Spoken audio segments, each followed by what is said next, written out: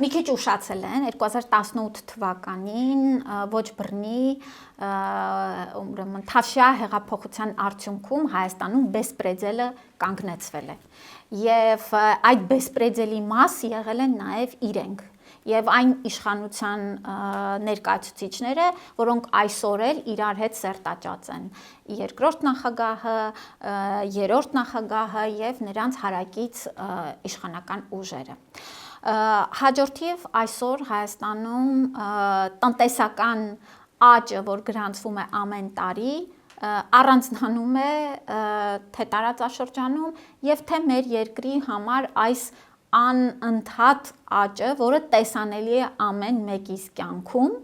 ամեն մեկի կյանքում չեն կարող այսպես չնկատել։ Այսօր մեր քաղաքացիները եւ ես խոսում եմ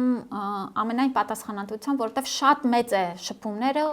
քաղաքացիների հետ, լինի դա գյուղական համայնքներում, մարզային մեր բնակչության Երևան քաղաքում, մարդիկ իրենց վրա զգում են կառավարության ներդրումները, տնտեսական աճը,